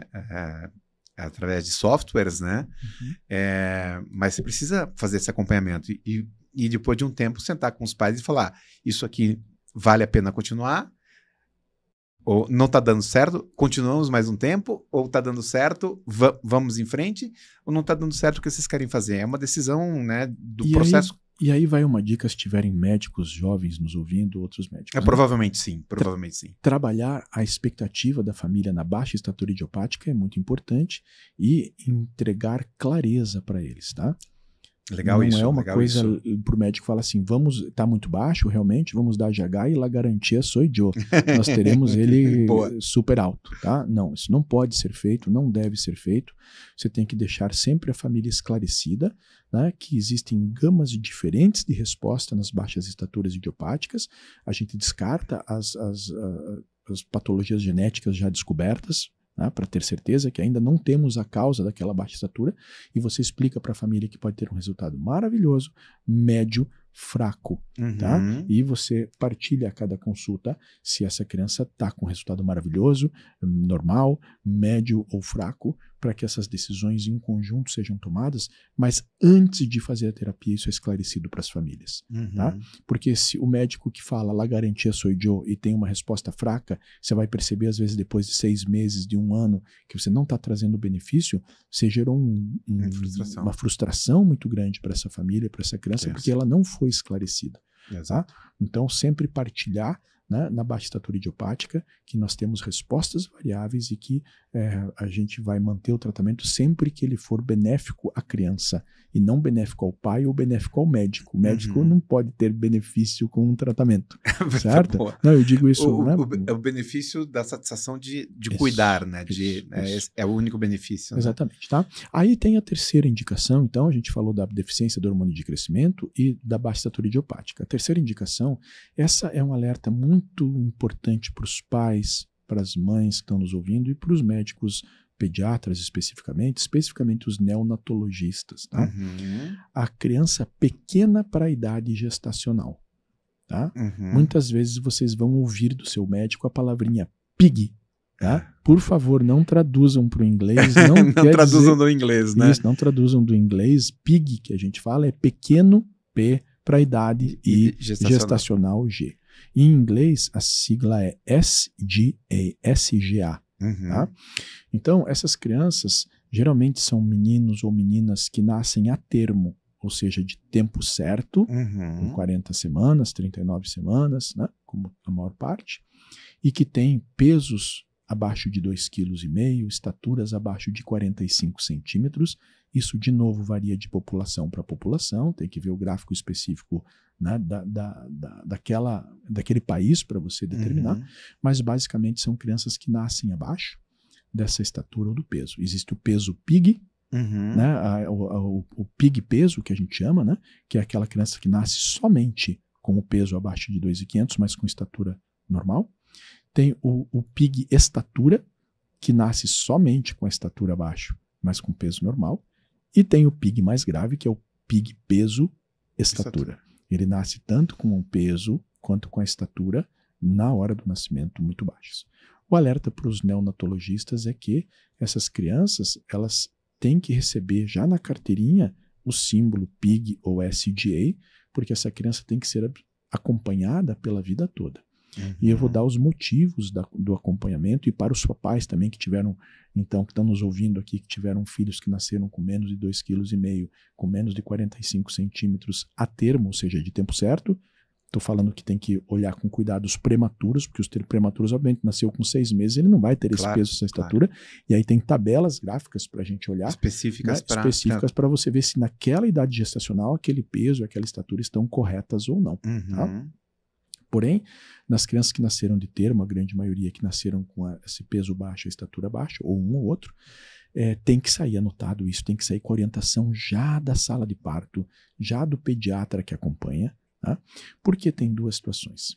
Primeiro que 85%, chega a 90% às vezes, mas 85% pelo menos dessas crianças, elas vão ter uma recuperação espontânea do crescimento nos 2 primeiros anos de vida.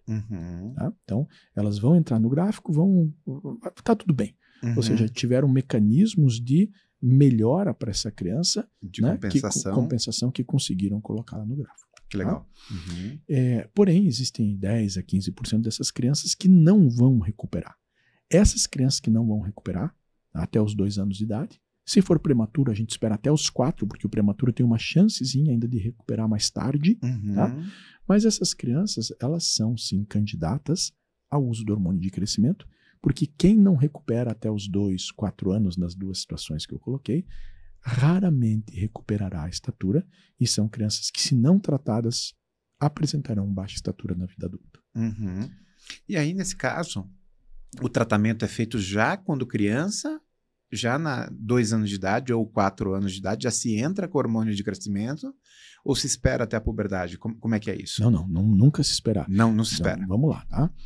Diagnosticou uma baixa estatura por deficiência de hormônio de crescimento, quanto mais cedo você fizer, melhor. Tá. Uma baixa estatura idiopática, quanto mais tempo de tratamento, melhor. Tá?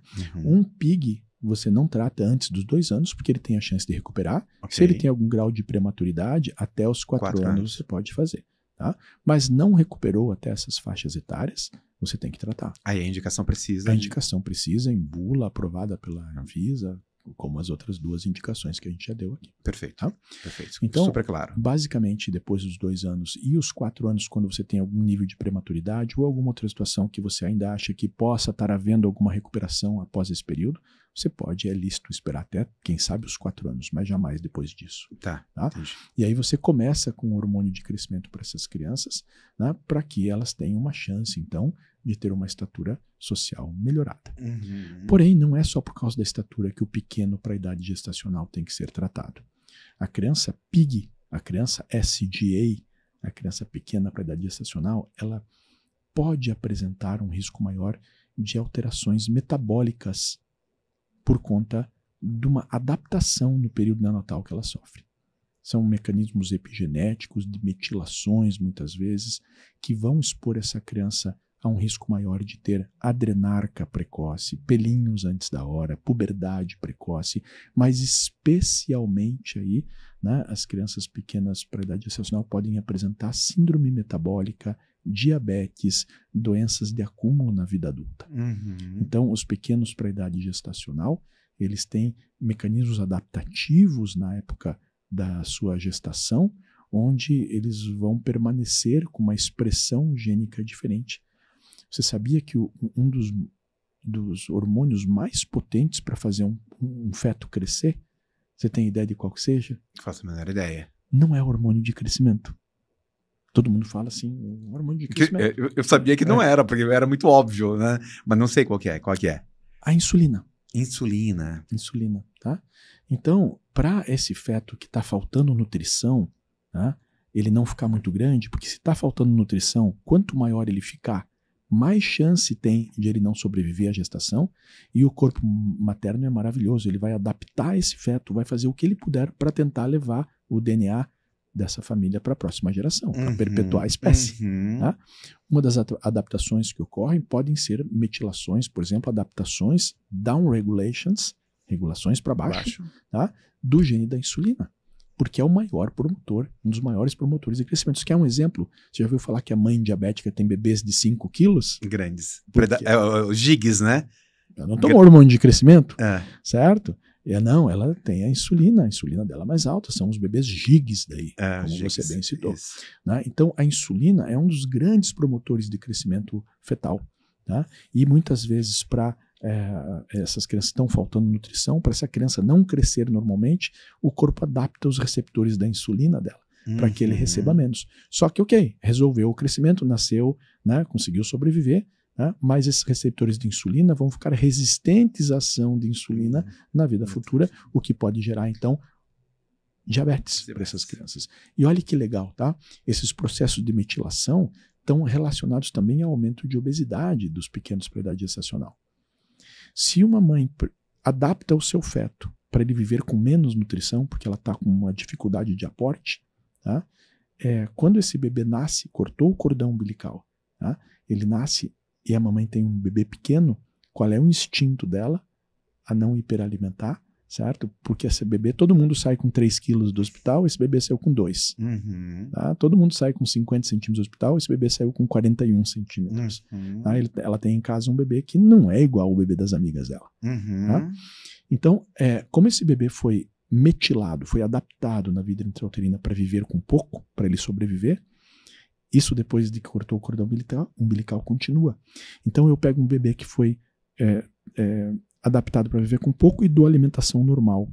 Tá? Essa alimentação normal é lida por esse corpo como excesso. Ou pior, eu não fui orientado pelo meu neonatologista, pelo berçário, e eu quero que ele fique grande que nem os outros, que ele engorde que nem os outros, e eu dou mais alimento ainda. Né? Então esses bebês, invariavelmente, aí eles podem mais tarde ter síndrome metabólica, diabetes, obesidade, por conta desses sistemas que são alterados durante a vida fetal. Então essa foi a terceira indicação. Tá? E depois as outras indicações clássicas, né, são indicações de algumas síndromes. As indicações sindrômicas, né? A síndrome de Turner é a principal. Depois tem uma série de outras mutações que a gente vai deixar genericamente como indicações genéticas e elas são bem específicas. Né? Tá? Mas, basicamente, a síndrome de Turner, que tem aprovação no nosso país aqui para uso, são meninas que nascem sem um cromossomo X ou com um mosaico nesses cromossomos. Então, você sabe que o menino é 46XY e que a menina é 46XX. A síndrome de Turner é uma menina que nasce com 45, em vez de 46, 45X. Faltou um X. E essa falta do X vai ter especificamente um truncamento de um sistema genético, a gente chama lá de sistema CHOX, tá? Mas não vamos entrar nesses detalhes genéticos para não ficar muito pesado esse podcast ou essa conversa. Não vai virar um tratado aqui, né, de hormônios de crescimento, mas muito boa a conversa. Então, as meninas com síndrome de Turner que não forem tratadas, elas vão ter estaturas baixas, gravemente baixas, 1,40 m, 1,39 m, 1,41 m, e existem estudos já suficientes no mundo e aprovações das agências regulatórias para que essas crianças recebam o hormônio de crescimento. E aí a idade que você me perguntou, né? Os outros são o mais cedo possível, o PIG depois entre 2 e 4 anos, conforme a situação. E a síndrome de Turner é quando o gráfico, que às vezes é bom nos primeiros 2 anos de vida, começa a se afastar. Então aí depende do acompanhamento médico para entrar com esse hormônio de crescimento no momento que esse gráfico começa a demonstrar afastamento. E olha que interessante, eu tenho uma criança com síndrome de Turner, que inclusive eu repeti o cariótipo dela por 2 vezes. Porque cariótipo, só para ficar claro, é o exame genético. Que diz se ela é X0, X mosaico, se é XY, se é 46 ou 45 hormônios, cromossomos. E essa criança tinha um diagnóstico feito por mim, né, de síndrome de Turner, mas ela cresceu no percentil normal da família dela, dentro do gráfico, próximo ao percentil 50 a vida inteira. E pasme, as crianças com síndrome de Turner, elas costumam não entrar em puberdade. Mas essa criança cresceu no caminho normal e entrou em puberdade, desenvolveu mamas, produziu estrogênios, né? E aí, de novo, eu falei, vou repetir esse cariótipo. Será que erraram esse cariótipo? E o cariótipo confirmou, ela era uma criança 45X0, com síndrome de Turner, que não precisou tomar hormônio de crescimento, porque atingiu uma estatura normal e fez puberdade normal. Mas a grande maioria das crianças com síndrome de Turner não é assim que acontece. Em algum momento elas vão cair a estatura, elas não vão formar a puberdade naturalmente, então a gente também vai ter que, num momento específico, induzir essas crianças aos estrógenos para que elas desenvolvam os caracteres sexuais secundários e cresçam e desenvolvam puberdade, para que a gente possa minimizar, então, os impactos da ausência desse cromossomo X, para que ela possa, então, ter uma vida com uma estatura mais normal e ter o desenvolvimento sexual feminino também mais normal possível. Então a síndrome de Turner ela é exclusiva das mulheres, das meninas. Só tem síndrome de Turner em meninas. Sim, a síndrome de Turner é uma síndrome feminina, né? 45X0, né? X0, né? Isso. Tá. Então, tem um equivalente, tá? Que a gente chama de síndrome de Noonan, tá? São meninos que nascem com aspectos físicos parecidos com a síndrome de Turner, tá? e que podem eventualmente ter algumas alterações por conta das alterações desses eixos genéticos, né? Uma produção também impactada do seu crescimento, dos seus hormônios e do seu crescimento, e que podem eventualmente responder ao hormônio de crescimento. E aí são meninos, tá? Com a síndrome de Noonan. Também tem indicação, mas aí eu vou dizer para você assim, nós vamos deixar extremamente pesado esse podcast se a gente entrar em síndromes específicas. Eu acho que muita gente que está nos ouvindo nunca ouviu o que é uma síndrome de Noonan, o que é um sistema Shocks, né? Mas tem outras síndromes como, vamos lá, Prader-Willi, tá? São crianças que nascem hipotônicas, são obesos graves, que têm distúrbios da fome, que ficam agressivos se não tiver a comida para dar, eles demoram com o desenvolvimento neuropsicomotor, eles muitas vezes têm micropênis e desenvolvimento sexual baixo, hipogonadismo, que a gente chama, e essas crianças também têm estudos mostrando que elas respondem bem à terapia ao hormônio de crescimento. Aí a gente entra, então, tirando a deficiência do hormônio de crescimento, a baixa estatura idiopática, o pequeno para a idade gestacional, tá? E a síndrome de Turner, o Noonan vamos colocar aqui também, né? Mas nós entramos daí numa série de outras indicações especiais muito nichadas, que aí o especialista ele vai sempre pesar a relação de custo-benefício, vai identificar a síndrome e ver quais dessas síndromes aí são responsivas, né, ou não ao hormônio de crescimento. Tá. E então, Noonan é o equivalente aí para o cromossomo Y. Clinicamente, não, o Noonan não tem essa alteração, é só o fenótipo, muitas vezes, que eu trouxe assim, né, para uma comparação. Mas não, o menino não tem ausência do Y daí para fazer isso, é uma então mutação, é uma mutação em outro local. Entendi. Ok? Entendi. É bastante interessante, apaixonante, desafiador e complexo, né? E aí o Prader-Willi, ele pode ser dos dois gêneros ou só especificamente do gênero feminino? Não, o Prader-Willi pode ser de qualquer criança. Né? De qualquer criança. Eu vou voltar um pouquinho no Noonan, que talvez seja uma indicação mais recente do hormônio de crescimento, porque também tem outras drogas vindo aí, estudando no Noonan. Você me perguntou se era falta do Y. Não, no Noonan, né, a gente tem lá uma mutação, né, num gene... Fugir da aula de biologia. No Noonan tem uma mutação que é do PTPN11. Tá? PTPN11 é uma mutação que inibe a via da formação do IGF-1. E tem uma discussão ainda no tratamento do Noonan com relação a risco oncológico. Tem algumas pessoas que acham que esse risco não existe, outras pessoas que acham que esse risco existe. Então, isso ainda é uma discussão neste meio. Tá? E existe muito tratamento já feito e muitas publicações mostrando que o hormônio de crescimento traz benefício a essas crianças com síndrome de Noonan também. Tá? Porém, existem outras drogas como o Vosoritide, que está sendo pesquisado agora, é um análogo do peptídeo C natriurético, do CNP. Você viu isso no ESP agora, Sim, né? Isso você fez foi mostrado no ESP também, né? Então esse Vosoritide, ele corrige o defeito nessa via, nessa cascata do MAP-kinase e do RAS, que são os genes ali que vão estar mutados e alterados nessa cadeia do Noonan. E a resposta de crescimento existiu tanto com o uso do hormônio de crescimento quanto com o Vosoritide.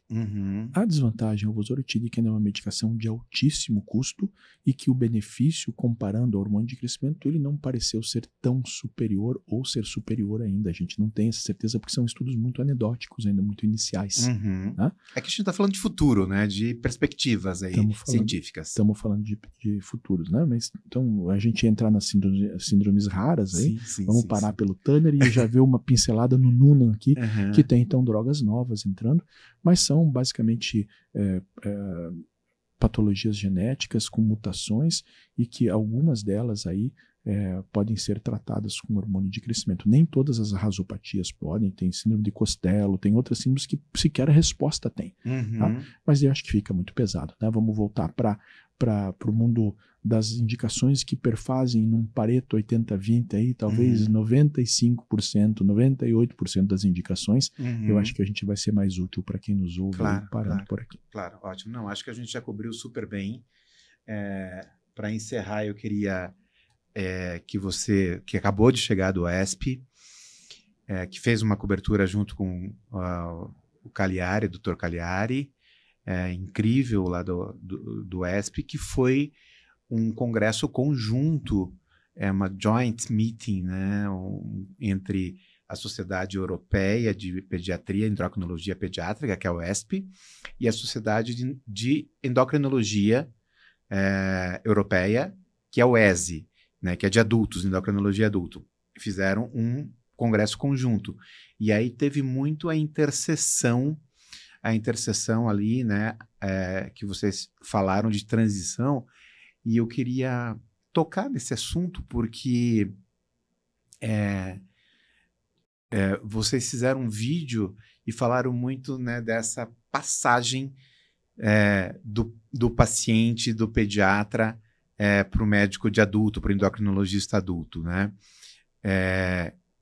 Qual que foi a conclusão lá em relação a isso? Você falou de ambulatório de transição, falou de algumas coisas muito legais, e a gente vê que tem pacientes que estabelecem um vínculo de confiança em diferentes condições, como diabetes tipo 1, como a questão do crescimento, do déficit de crescimento, estabelece uma relação de confiança com o pediatra, que para depois passar para o médico adulto existe uma dificuldade, uma resistência da família. Queria que você falasse sobre essa questão, como que foi discutido lá e como que você enxerga essa questão tá na hora de passar para o endocrinologista adulto. Muito bem. Eu acho que esse foi o ponto alto aí do congresso, e sempre que a gente tem o joint meeting, o que acontece? Tem o ESP, tem o ESE separados, mas a cada 4 anos eles se juntam. Isso. Tá? Então isso aconteceu agora em Copenhague. E é maravilhoso, porque muitas vezes o pediatra fica com a visão do pediatra. O médico endocrinologista de adultos, ele fica com a visão do adulto. Tá? Mas no meio do caminho tem uma pessoa que não vai mudar de doença. Tá? Tem uma pessoa que às vezes começou um tratamento aos 2 aninhos de idade com um endocrinologista pediátrico, cuidou dessa criança por até os 14, 15, 16 anos de idade, certo? A doença dela não mudou, e um belo dia você chega para aquela criança que tem a mesma doença sempre e fala assim, agora está na hora de você ir para outro médico. Tá? Então, obviamente que em várias patologias, no diabetes, na deficiência do hormônio de crescimento, na hiperplasia congênita de suprarrenal, certo? Em várias patologias, esse vínculo da doença crônica ele é muito forte entre o endocrinologista pediátrico e a família, é uma relação de confiança. Quando você simplesmente fala assim, acabou seu tempo, né? Acabou o seu tempo, você tem que passar para outro, a sua idade não me permite mais trabalhar com você, vá para outro médico. E essa pessoa vai entrar em um médico totalmente desconhecido, que não sabe que ela torce para o Palmeiras, que não sabe que o gato dela chama miau miau, que não sabe, né, os internamentos que ela teve por outras patologias, e que, obviamente, por melhor que o médico seja, desenvolver essa empatia leva tempo. Então, infelizmente, muitas pessoas se perdem nesse meio tempo. Especificamente no quesito crescimento, tá? A deficiência de hormônio de crescimento, a transição dessas patologias que a gente falou, muitas vezes, especialmente na doença deficiência de hormônio de crescimento, lembra, é um hormônio metabólico. O crescimento já acabou na hora de fazer a transição, mas essa pessoa pode necessitar de manutenção da reposição do hormônio de crescimento na vida adulta, porque senão ela vai ter doenças ósseas, osteopenia, osteopatia, perda de massa muscular, ela vai ter sintomas cardiovasculares, ela vai ter cansaço, fraqueza, desânimo, fadiga. Né? Então, existe um percentual de crianças que vão precisar usando, e essas crianças acabam, parou meu crescimento, eu não vou para o médico de adulto, porque eu não vou começar de novo com outro cara, já que eu já cresci. Mas elas acabam perdendo a chance de ver dentro desse universo qual é aquele percentual que vai precisar de tratamento. Então foi muito rico porque a gente teve interseção entre as especialidades, muitos setores começavam, muitas das mesas redondas que a gente discutiu, começavam com o endócrino pediatra, né? Aí vinha o endócrino do adulto e alguém fazia a transição desses, né? Legal. E eu acho que o que precisa muito no Brasil aqui são os serviços especializados, especialmente nas universidades ou nas clínicas mesmo particulares, trazerem essa transição. Como é que é essa transição, tá? Então, eu tenho aqui o meu pacientinho que eu acompanho há 15 anos, tá? Eu sou o pediatra dele. Em vez de eu mandar ele para você como médico de adulto, eu vou fazer um ambulatório comigo e com você, com o mesmo paciente. E nós vamos começar a conversar em 3. Por uma vez, por 2 vezes, por 3 vezes, até um dia eu falo assim, nossa, mas você já sabe tudo sobre o meu pacientinho, eu acho que está na hora agora de te entregar na tua mão, né? Continuar com ele, porque eu, como médico, estou bem satisfeito, porque agora eu tenho segurança que você está cuidando bem do meu paciente. Isso o paciente fala, poxa, se o meu médico que eu confio, então agora eu vou desenvolver um novo vínculo, mas você participou dessa junção. E a transição requer também testes específicos nessa hora para ver se tem deficiência ou não, para ver se essa pessoa vai continuar, e você faz conjuntamente isso com o médico, até porque se ele precisar tomar hormônio ainda por questões metabólicas e não mais de crescimento, essa indicação, essa confiança, você faz junto com esse médico para ele poder continuar depois desenvolvendo, mas o teu paciente vai acreditar melhor quando você transiciona ele. Então, para qualquer especialidade, para o diabético é a mesma coisa, para a hiperplasia de suprarrenal é a mesma coisa, para o hipotireoideu é a mesma coisa, você passar esse bastão para alguém, mas com respeito, com empatia, né, com transição, é um respeito que a gente tem que fazer e aprender a fazer cada vez melhor aqui no Brasil. Legal. E isso você nominou lá como ambulatório de transição? Ambulatório de transição a gente já chama assim. Também aqui alguns hospitais universitários já têm ambulatórios de transição. Né? Isso na clínica privada é bem mais complicado. Tá? E você sabe que a medicina fora do Brasil e no Brasil é diferente. No Brasil, um grande peso da medicina dentro dos hospitais, dentro dos serviços universitários, dentro dos serviços especializados. No Brasil, um grande peso dentro de consultórios privados que não se comunicam entre si. Tá? Então, o desafio da transição é muito grande porque muitas vezes essa criança foi acompanhada 15 anos num consultório particular e esse médico não tem alguém na sala do lado adulto para fazer essa transição. Então, aí, quando é nesse caso, se recomendou lá que se façam cartas, telefonemas, né, que você faça a carta e o telefonema junto com o paciente para você fazer essa transição, que você quebre de alguma forma e reforce a importância para aquele paciente acreditar que a partir de agora ele deve, né, dar sequência com outro médico. A tecnologia ela pode ajudar nesse caso, por exemplo, fazer uma teleconsulta ou fazer uma consulta onde entra junto com você no teu consultório, entra o médico de adulto por vídeo e depois o paciente vai lá para o médico de adulto e você entra por vídeo e você faz esse ambulatório semi-virtual, híbrido, digamos assim. Não tenho dúvida que a tecnologia pode ajudar. Eu já tenho bastante experiência aí desde a época da pandemia, né? A gente aprendeu muito com a pandemia. Mudou tudo, né? Mas desde aquela época a gente vê, por exemplo, que eu tenho pacientes que moram no Pará, eu tenho pacientes que vêm no interior do Maranhão, tá? E esses pacientes sofriam muito para pegar voos e ficar 9, 12 horas em voo para chegar, às vezes, overnight, dormir no aeroporto para poder vir consultar aqui em Curitiba. Hoje em dia a gente faz uma consulta com um espaçamento bem maior, presencial, que ela ainda é importante, tem as questões dos exames físicos, né?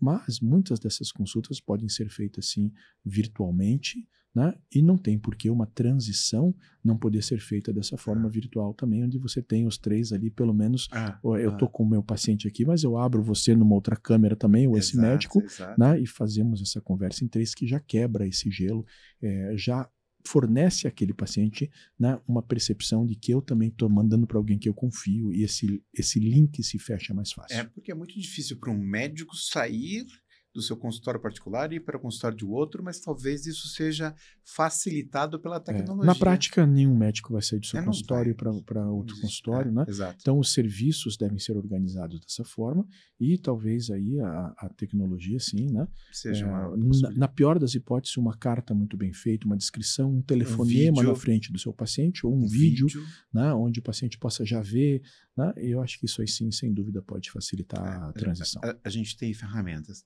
Mauro, que conversa incrível. Eu acho que isso foi uma aula, apesar de ter sido bastante técnica, eu acho que ela foi muito acessível do ponto de vista de linguagem e da forma com que a gente colocou, e eu acho que ela vai ter tanto uma utilidade para as pessoas, para as famílias e para utilidade para os médicos também, para os profissionais de saúde, aí pediatras, clínicos gerais que atendem em lugares que não tem pediatras ou que não tem endócrino-pediatras, né? Então, eu acho que foi uma conversa super esclarecedora. Eu quero fazer, agora eu lembrei de que a gente tinha uma pessoa super querida, né, que tinha síndrome de Turner e diabetes tipo 1. E diabetes tipo 1. Eu não sei se essa comorbidade ela é muito comum. Ela pode acontecer, essa associação. Ela pode acontecer. Que você também conheceu, que ela estava sempre presente nos eventos do G7 Summit, do CITEC e em outros eventos, a Tati Muniz. Você lembra dela? Claro que me lembro. Lembra com dela? Certeza. Não sei se você sabe, ela faleceu. Não? Eu, infelizmente, tive essa notícia. Então, eu queria dedicar esse programa, né? Lembrei agora, não estava planejado, a Tati Muniz, a nossa pequena, gigante guerreira, advogada, mesmo com todas as dificuldades de saúde dela, se formou e virou uma advogada e virou uma lutadora pelos direitos das pessoas, né, que tenham diabetes tipo 1, das pessoas com deficiências do crescimento, e era uma pessoa gigante, né? Então, estou aqui fazendo mesmo com o coração todo arrepiado, aqui, né? Emocionado e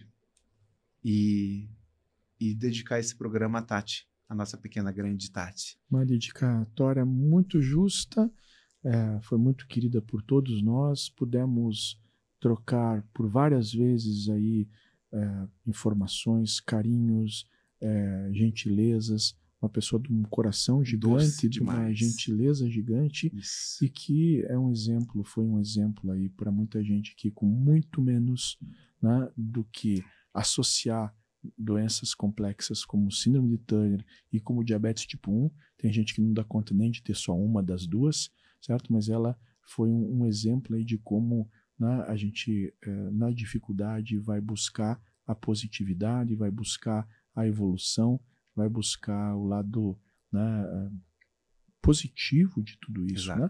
Então, a Tati, muito bem lembrado, fica então dedicado a ela esse programa sobre crescimento. E era incrível, né? Sempre com um sorriso, sempre com um abraço, né? E era incrível. Eu acho que a gente encerra bem esse programa com essa lembrança e com essa homenagem, né, Mauro? Maravilha. Mauro, super obrigado pela tua presença. Imagina. Meu cunhado amado, meu amigo de longa data, meu irmão, né, que a vida me deu. Obrigado pela presença. Eu quero chamar a Ana Health agora para dar o recadinho final. Obrigada por participar do G7 Café. Nos vemos na próxima segunda, às 7 da manhã. É isso aí, pessoal. Nos vemos na próxima segunda com mais um episódio do G7 Café, falando de mais alguma doença, mais alguma condição de saúde, mais alguma solução incrível para o tratamento de doenças. E lembrando que produção do G7 Med, coprodução da nossa Ana Health e patrocínio da Da7 Pharma, pessoal da Da7 Pharma. Abra a câmera aqui, né, para eu mostrar o Alfred aqui. Agora pode fechar em mim. Agradecer o pessoal da Da7 Pharma, com o nosso mascote, o Alfred, aqui também, para a gente encerrar esse programa. Obrigado, pessoal. Até a próxima segunda.